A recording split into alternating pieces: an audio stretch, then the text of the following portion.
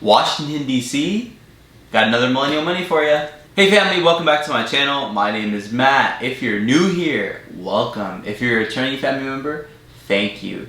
Guys, remember to like, subscribe, turn on post notifications, do all that fun stuff. Remember, my Instagram will be linked below. Go check me out over there. Also, there's going to be a gift card giveaway on this channel. So remember to stay tuned to the end of the video for more information about that. And let's get into this video, guys. So here we are again.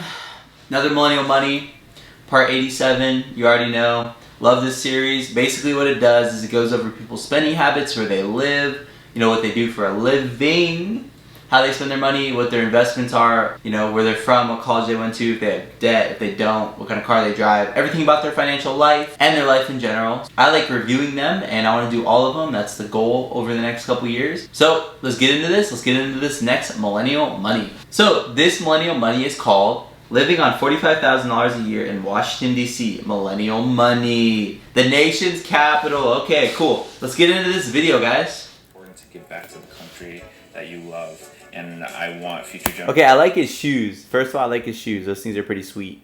And I like his pants too. He's rocking the suit, the dress clothes. Love it. To be able to. Ooh, okay. Got the suit. I like it.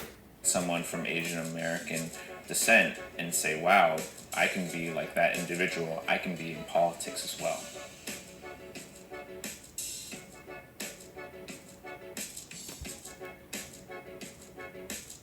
My name is Victor Yang. I'm 26 years old and I make $45,000 and I live in Washington DC. I'm a legislative staffer, meaning I track legislation. A legislator tracker. That's interesting. Okay. The member of Congress. I think the most important lesson that I've learned about money is that one needs to be very disciplined in how they spend and to ensure that they spend it efficiently. Okay guys, let's go over his budget, my favorite part of the video. Housing, $1,600 a month, not horrible. Savings, $638, pretty good. Food, $600, that's a little high. Utilities, $115, that's good.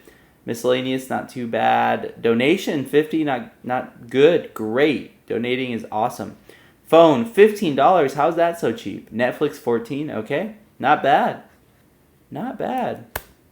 From a financial standpoint, my default tends to be saving, and I don't usually spend money unless it's an expense that I really feel like is necessary, which is food, water, shelter, and daily living requirements. My parents, being first-generation immigrants, really taught me the importance of making sure that you can maximize everything that you are provided. My parents immigrated to the United States in their 30s, a decade behind some of their peers who immigrated in their 20s. And so they really need to make the most out of their finances and their time that they were allocated. And I think that is very influential in my spending habits as well as my career aspirations. Okay, so it looks like he bought a home pretty quick. He's young, he's only 26, so that's always a good thing.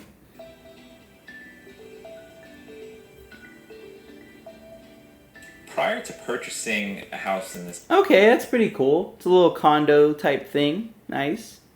Neighborhood, I rented here. And one of the things that I love to do in neighborhoods is to walk around and meet everyone here. I play basketball at the basketball court.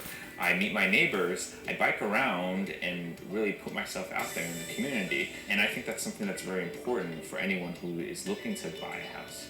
I decided to buy because I felt that it was a good investment for my future and because I wanted to put my money somewhere instead of just giving it to someone. Okay, so he bought this apartment for $350K in 2018. That's a lot of money for a 2-bedroom, 1-bath, but Washington DC is a very expensive housing market. My parents helped me buy my house because they felt that it was important to be financially stable and because they were first-generation immigrants and they really struggled with home ownership and being able to find stability in a new country. A lot of times, people of color, immigrants, sometimes get priced out of communities. We see that happening in Boston's Chinatown, where I'm from. We see that happen sometimes in DC's neighborhoods. And if you own a home, then you're insulating yourself from being priced out. I think also like, home ownership is not for everyone. I think that if you can do it, you should, but it does take a level of discipline that sometimes people just, might not like because of the fact that it restricts a little bit of how you can spend your money.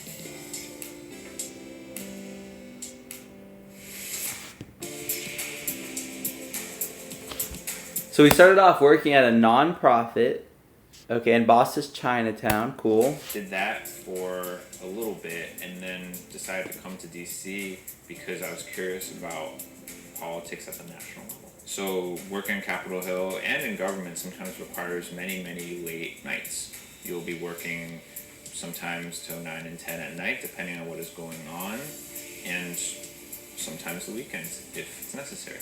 One of the reasons I make $45,000 in Washington DC is because Congress votes against a cost of living adjustment every year, meaning that they and their staffers do not receive an increase in their salaries. This is problematic in many ways because it restricts the amount of salary that staffers and members of Congress can make, but it also makes it harder for people from disadvantaged and low-income backgrounds to get a job working for a member of Congress, senator.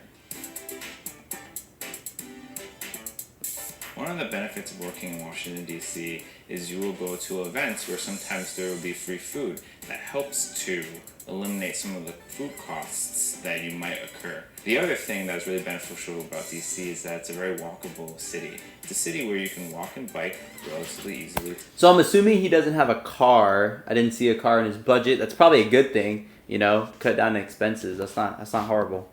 Get to where you need to go. I prefer to bike and use public transportation because it reduces my carbon footprint and a lot of times is much faster than driving a car.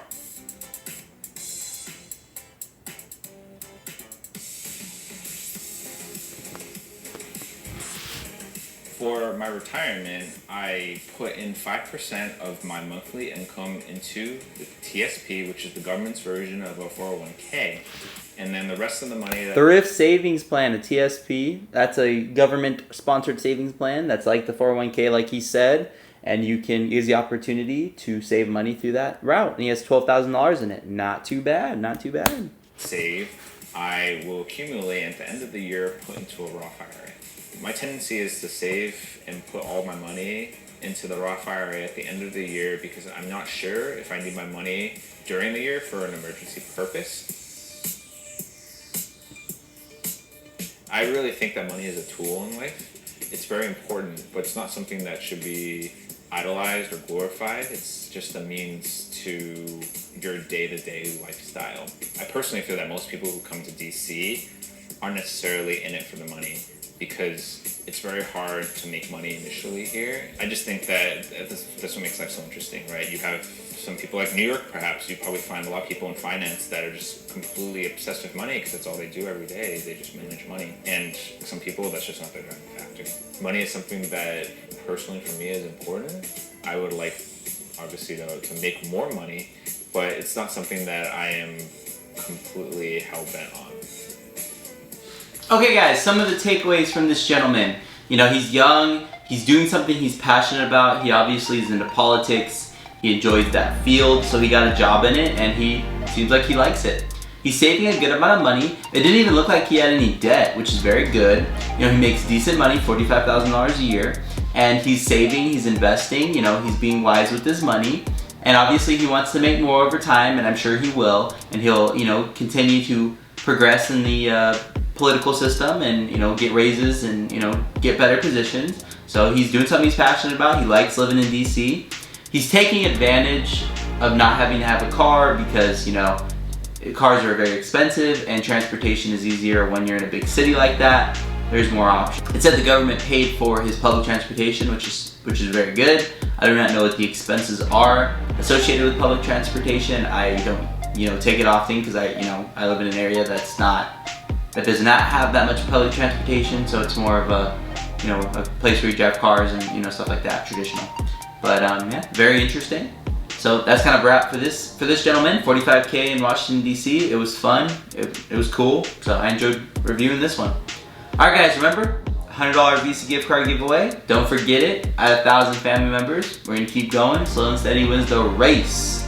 Alright guys, love that. Alright, so follow me on Instagram. Remember to like and subscribe and do all that fun stuff on this channel. I'm super grateful for you guys. I'm having a lot of fun. And we're just taking it one day at a time. Alright guys, that's all for today's video. Remember to continue to work to become the best version of yourself. And we'll see you guys in the next one.